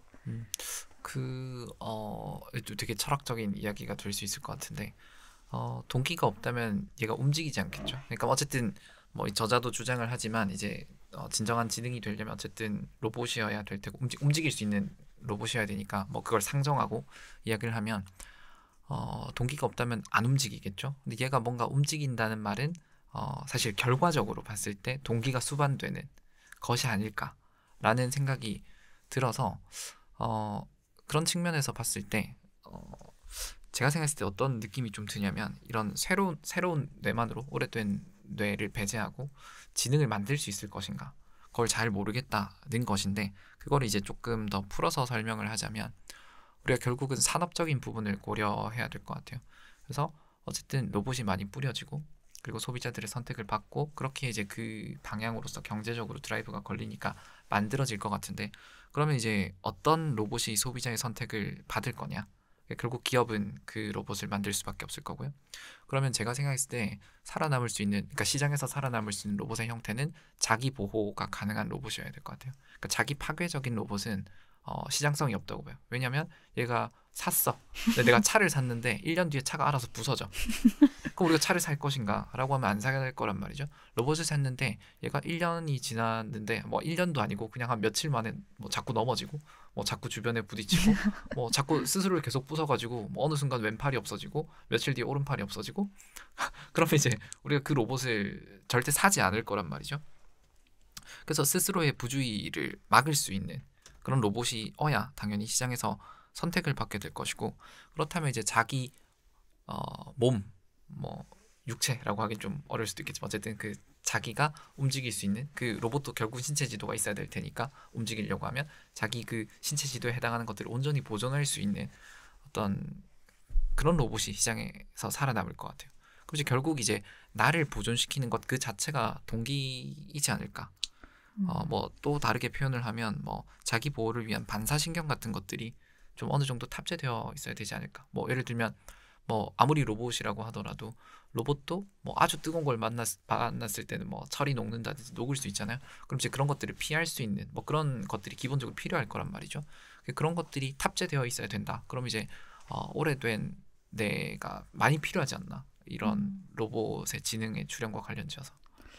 그럴 수도 있는데 사실 우리가 쉽게 생각하면 지금 이미 돌아가고 있는 단계의 자율주행 단계에서 차가 이미 스스로를 보호할 수 있잖아요. 그리고 뭐 로봇 청소기 자기가 안 부딪히게 잘 피해 다니잖아요. 그게 지능만으로 낮은 단계의 지능만으로 가능하단 말이죠.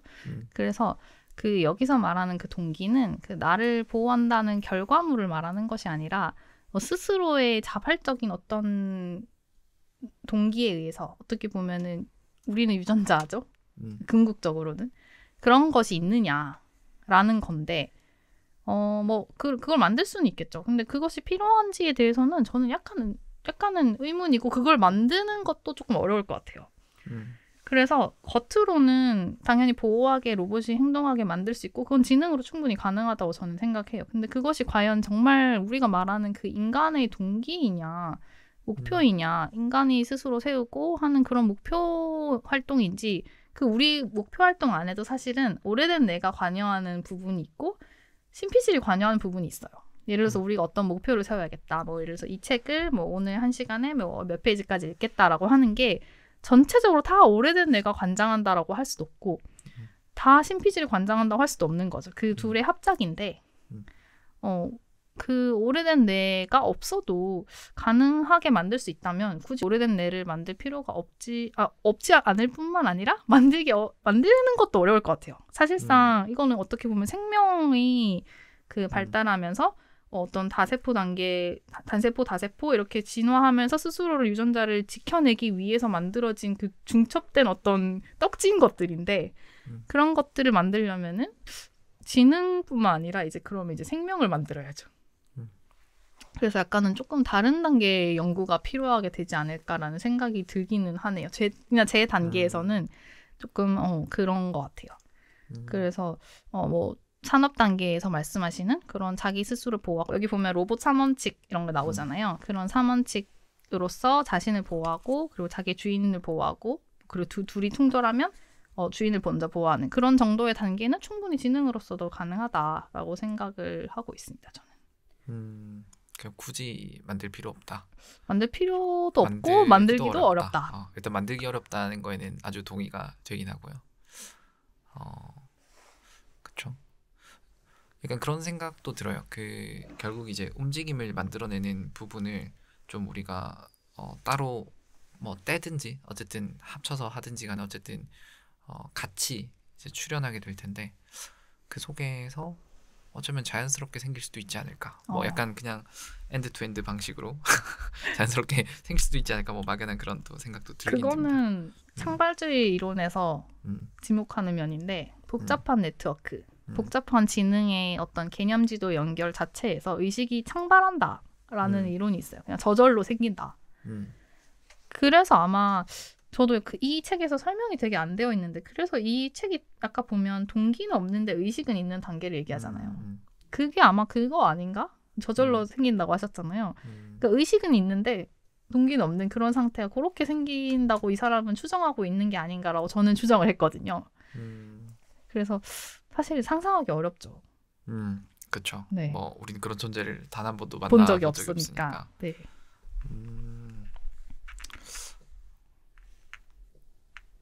자, 그래서 네.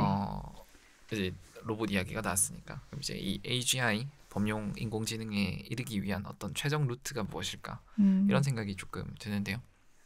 일단 저자는 그 부분에 대해서 미래에는 될 것이나 현재 방식으로는 이제 어렵다라는 좀 생각을 가지고 있는 것 같아요. 어쨌든 저자가 주장하는 건 결국 이제 사람을 똑같이 모방해서 기준 틀을 만들어서 그런 형태로 그러니까 모듈화되어 있는 어떤 시스템을 가지지 않고서는 얘가 뭔가 그렇게 되기 어려울 것이다. 뭐 이런 주장을 하는데 이제 저는 이제 이 기준 틀을 만들어야 된다. 결국은 만들어야 된다라는 거에 분명히 동의를 하는데 근데 이제 그런 넥스트 스테이지로 넘어가기 전에 이 저자는 완벽한 기준 틀부터 만들고 그것부터 시작해서 그게 이제 가장 베이스가 돼서 거기서부터 출발을 해서 만들어야 이제 이 범용 인공지능에 도달할 수 있다 이런 관점이잖아요. 저는 그렇게 산업이 흘러갈 수 있을 건가? 그 부분에 좀 부정적이다 이런 이야기를 좀 해보고 싶은데 그것부터 할 수 있는 게 아니라 뭔가 우리가 하다가 이제 필요하면 그런 것들을 덧붙이게 되지 않을까? 저도 동의하는 바입니다. 사실 네. 제가 오래된 뇌를 만들기 어려울 거라고 생각하는 이유도 그것 때문이에요.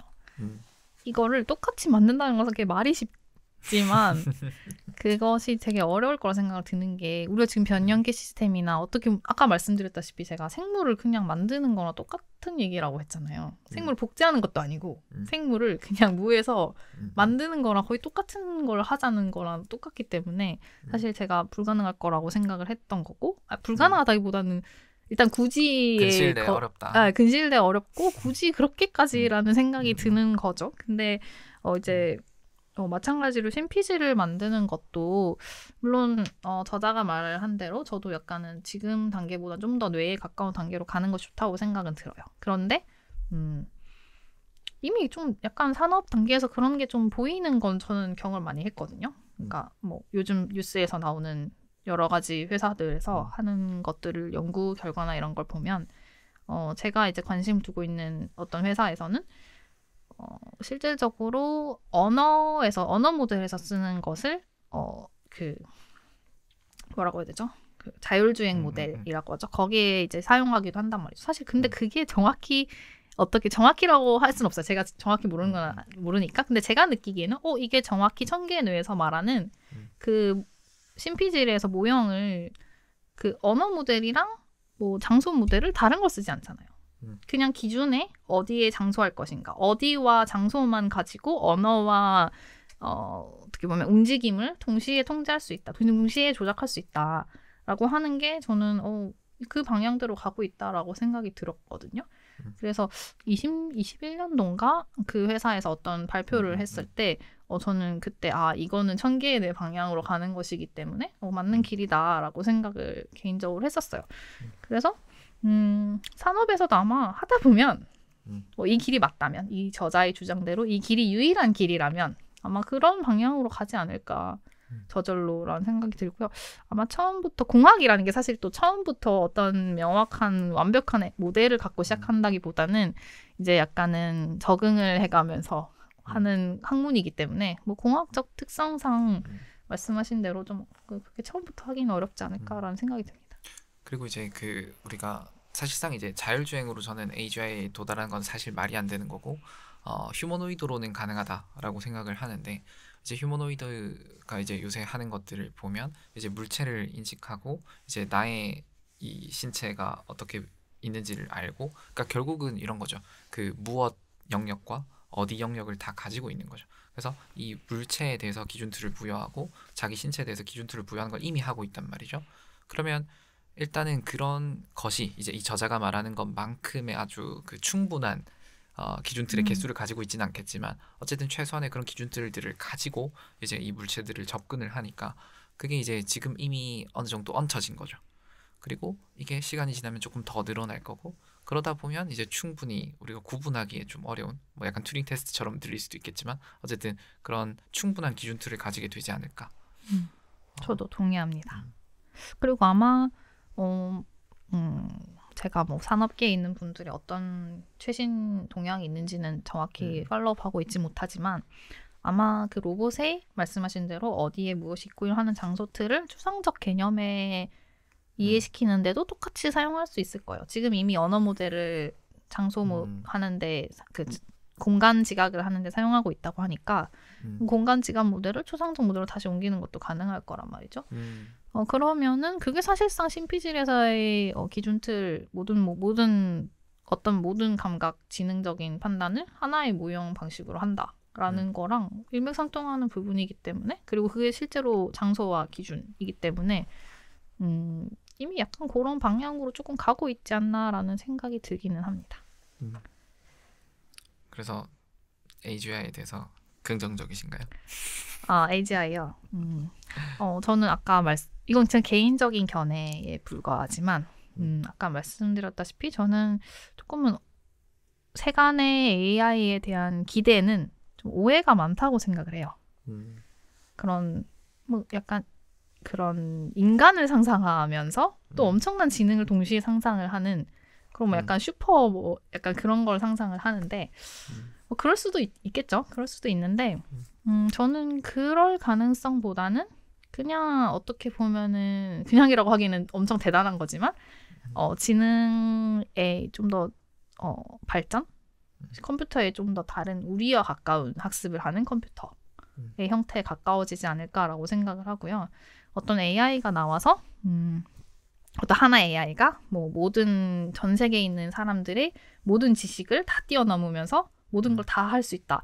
이건 조금 저는 좀 환상에 가깝지 않나. 저자와 같은 관점. 네, 저는 저자와 같은 관점을 갖고 있고 그것은 물리적으로 불가능할 거라고 생각해요. 그리고 지금까지 이제 세계의 발전을 이제 저는 아무래도 문학 전공자니까 그런 것들을 봤을 때 어떤 하나의 혁신적인 발전이 세계를 바꿀 때가 많아요. 그런데 그것이 모든 것을 다 바꾸지는 못해요. 그런 적은 한 번도 없어요. 단 한 번도. 부분적으로 이제 전체적으로 큰 영향을 미치고 그 영향에 의해서 영향받은 또 다른 것들이 생겨나고 사회적 변화가 생기는 거지. 어떤 AI가 나온다고 해서 뭐 갑자기 뭐 전 세계가 뭐 뒤집어진다. 그런 것은 조금 너무 SF적인 상상 아닌가. 그건 그냥 드라마. 우리가 좀 생각을 할 때 항상 좀 이렇게 튀잖아요. 그 과정을 생략하는 생각을 많이 한단 말이죠. 그게 생각하기 되게 쉬우니까. 그런 생각들에서 나오는 예측들이 아닌가라고 생각을 하고 또 AI가 뭐 별것이 아니다라는 예측에 대해서도 조금은 시대의 변화에 대해서 조금 아직은 잘 체감하지 못하는 경우일 수도 있겠다라는 생각이 들어서 그 어디 중간 정도의 단계에서 우리 삶을 바꾸지 않을까라고 생각을 합니다. 전반적으로 저자의 견해랑 상당히 유사한 견해를 가지고 있는 것 같네요. 네, 그렇습니다. 근데 저도 이제 뭔가 이 좀 디스토피아적인 그런 것들을 상상할 필요가 없다라는 저자의 주장에 좀 동의가 되더라고요. 읽으면서 설득이 된 부분들이 많았는데 뭐 특히 이제 저는 이제 천문학을 좋아하니까 천문학 연구를 하려면 망원경을 만들어야 되는데 망원경을 일단 만들어야 관측을 하고 그래야 지식이 늘어나지. 그렇지 않고서 지식이 바로 곧장 늘어나는 건 아니니까. 물론 이제 그런 건 있어요. 엄청난 빅데이터가 있어요. 근데 이제 그 빅데이터들을 인간 연구자들이 다 쳐내지를 못해요. 너무나 많은 시간이 걸리기 때문에.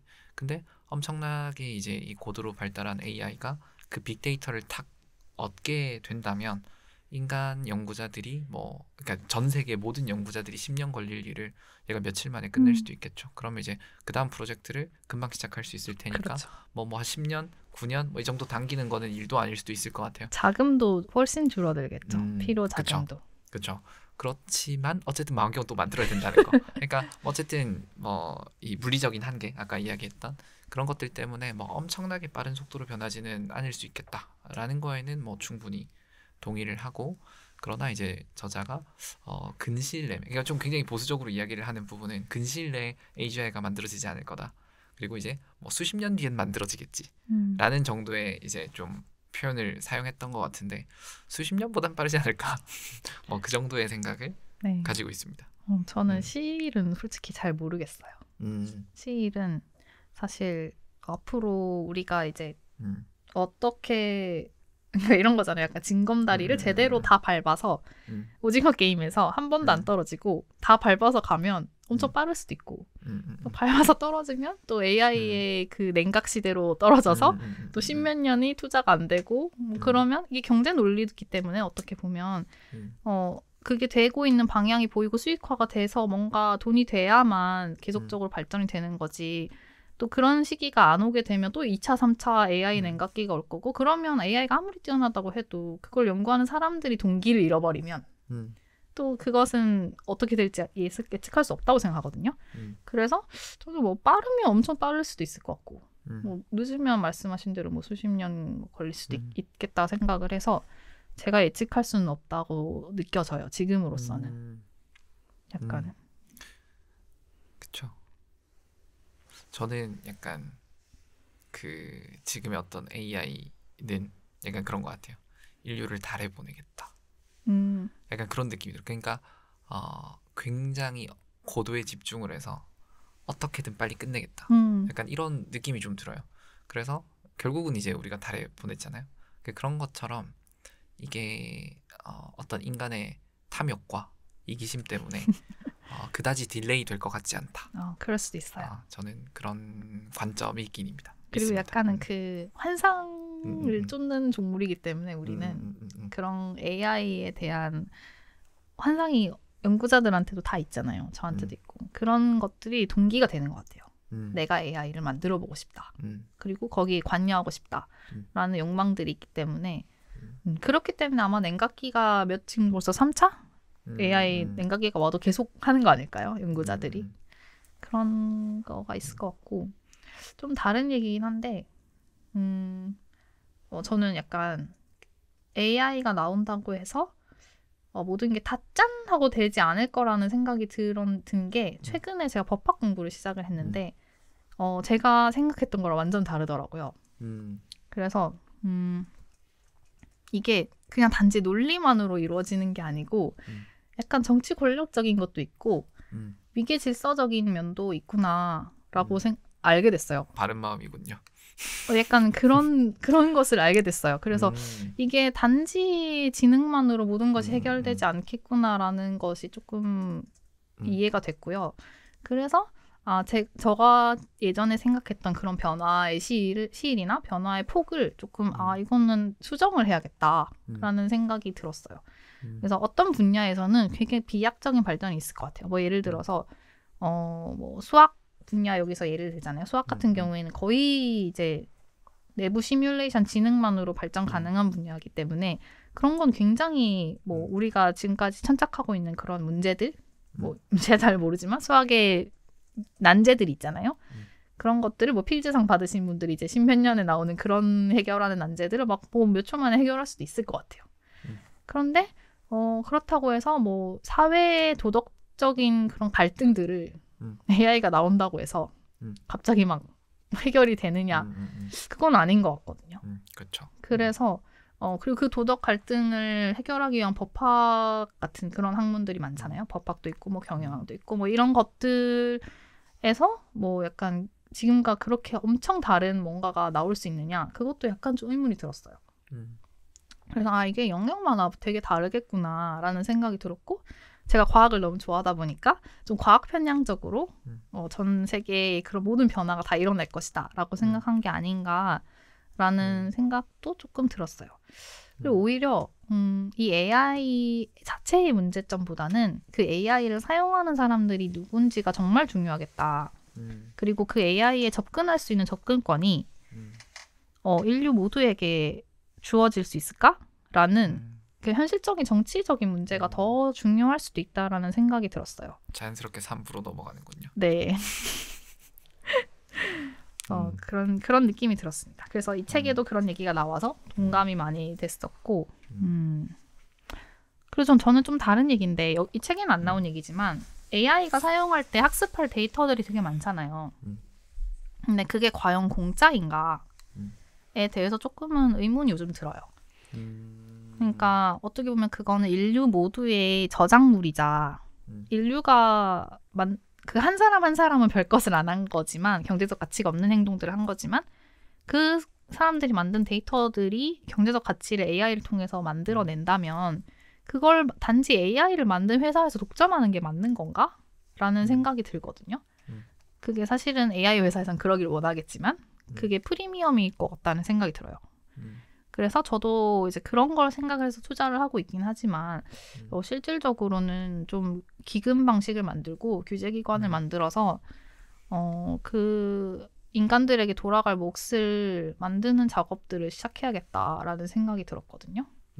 뭐 예를 들어 자율주행 같은 거 이미 좀 AI 영역에 많이 들어온 거니까 자율주행 예시를 들면 뭐 운전 데이터를 인간들에게서 받은 거잖아요. 그런 곳에서 온전히 다 그걸 개발한 회사가 그 자율주행으로부터 나오는 이익을 다 가져간다는 건 좀 언페어한 것 같거든요. 그 사람 한 명 한 명 운전 행위는 별로 돈이 안 되는 행위지만 어쨌든 그 데이터를 사용한 거잖아요.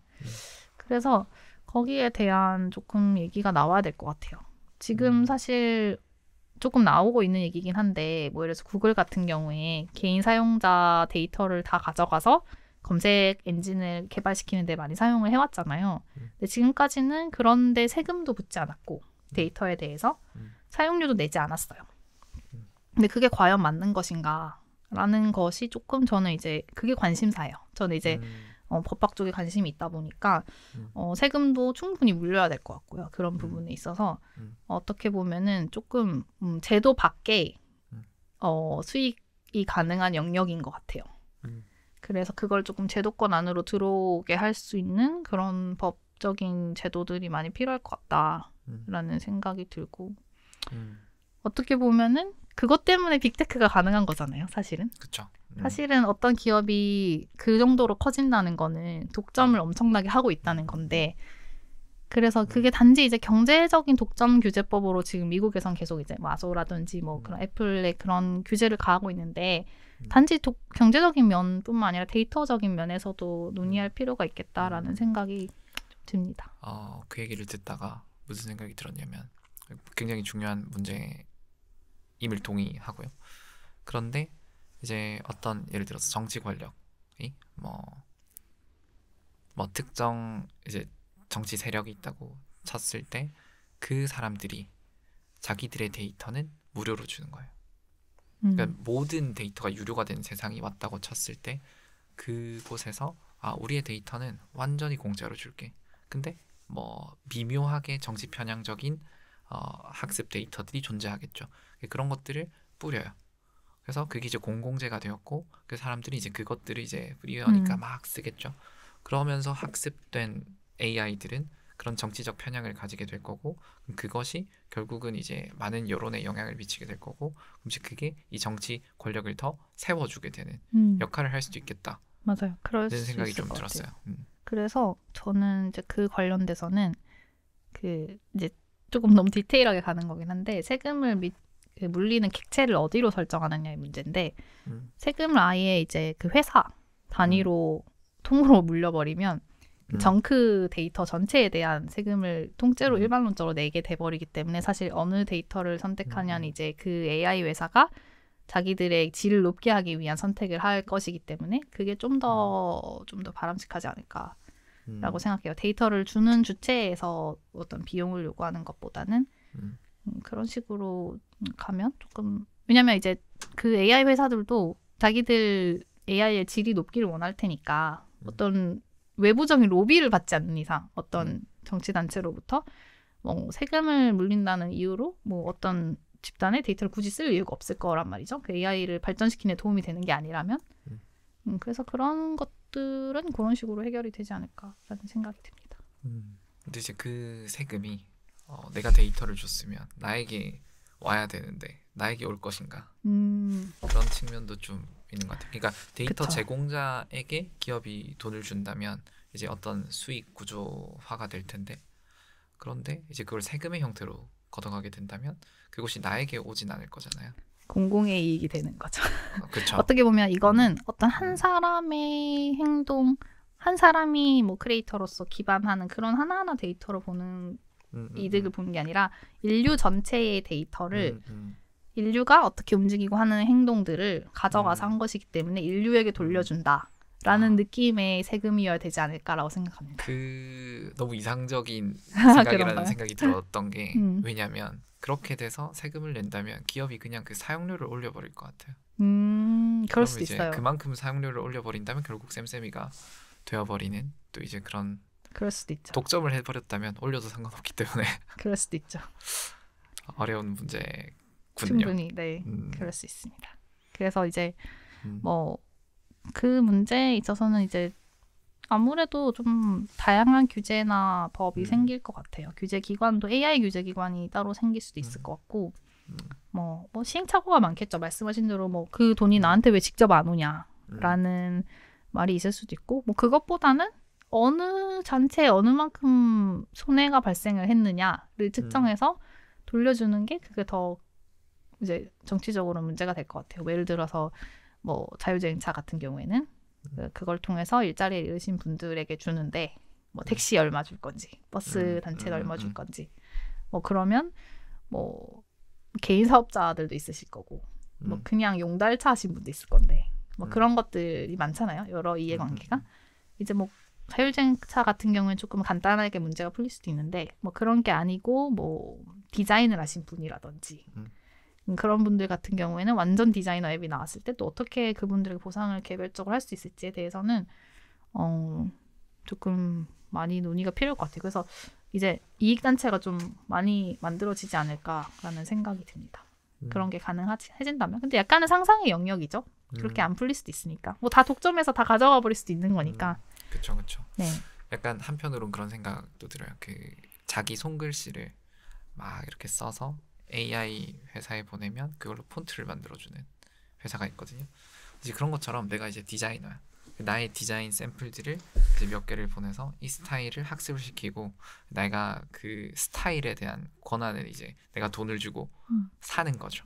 그래서 내가 이제 앞으로 디자인 작업을 할 때 내 스타일로 그리는데 AI가 그려주는 거지. 그러니까 뭔가 그런 식으로도 모델이 나올 수도 있을 것 같아요. 폰트를 만드는 건 이미 상용화가 되어 있고 그게 아니라 이제 어떤 디자인적인 측면인데 오히려 내가 돈을 지불하고 기업에 내 걸 만들어줘.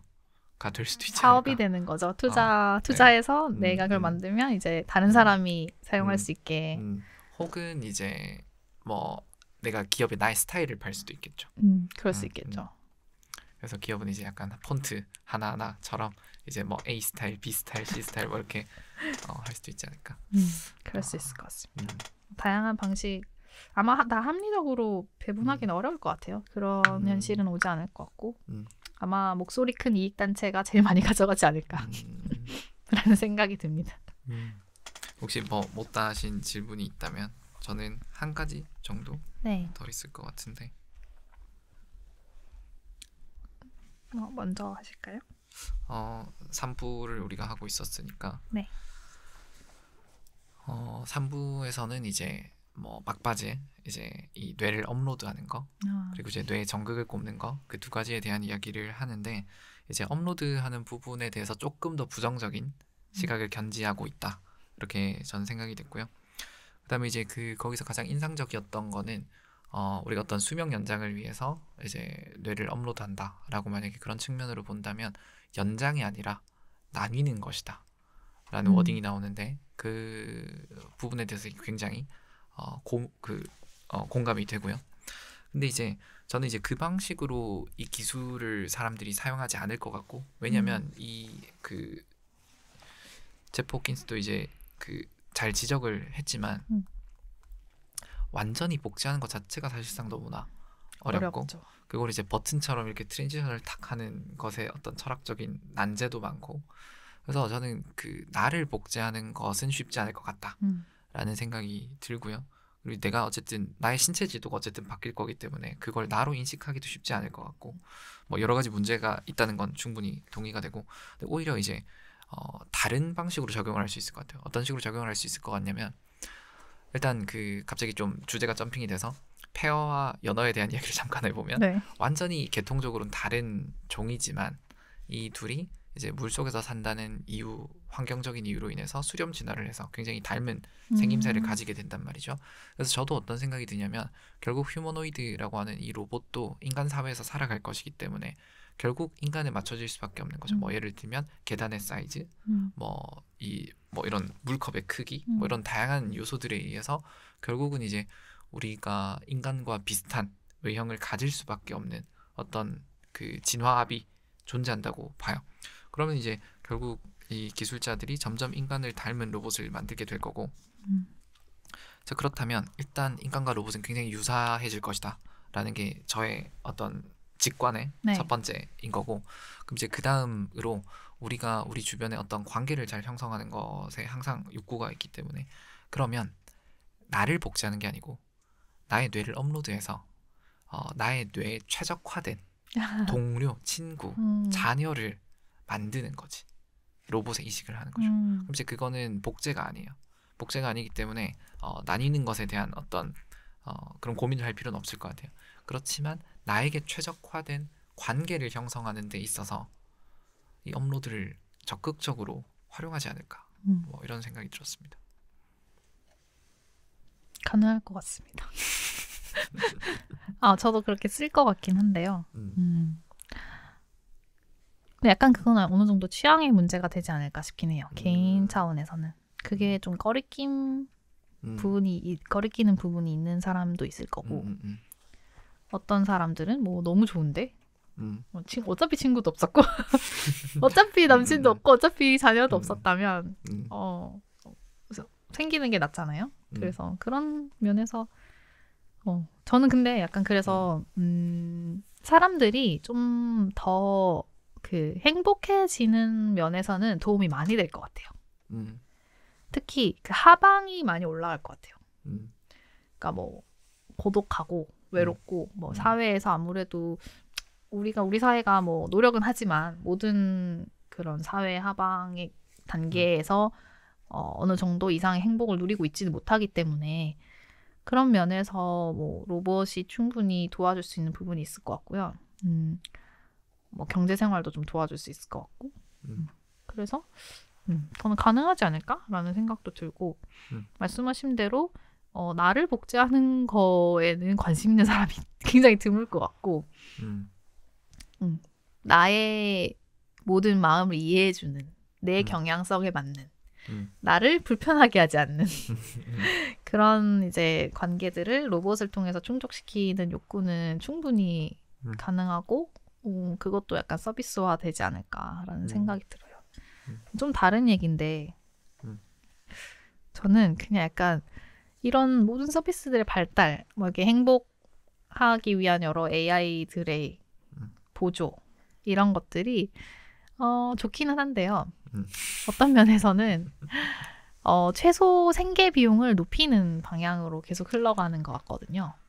그렇죠. 우리가 지금 한 달에 구독료를 얼마나 내는지 잘 그러니까요. 모르겠네. 네. 아, 그렇죠. 그러니까 이게 참 아이러니하다는 생각도 솔직히 좀 들어요. 우리는 행복해지고자 하는 건데 더 많은 행복을 남이라고 하니까 미안하지만 어떤 뭐 기업, 뭐 타인이 만드는 내가 통제할 수 없는 내가 스스로 생산할 수 없고 돈을 줘야만 받을 수 있는 서비스를 통해서 충족시키는 그런 미래가 오는 거 아닐까. 그래서 미시적으로는 행복한데 거시적으로는 그게 행복인지는 솔직히 잘 모르겠어요. 그래서 그럼에도 찬성을 하는 이유는 미시적 행복도 굉장히 중요하기 때문에 그런 그래서 저는 약간 좀 그런 생각도 들거든요. 이런 AI 서비스들을 사실 넷플릭스도 뭐든 이렇게 사용하는 것들이 선진국일수록 좀 더 편리하잖아요. 접근도 빠르고 뭐 그런 것들을 생각하면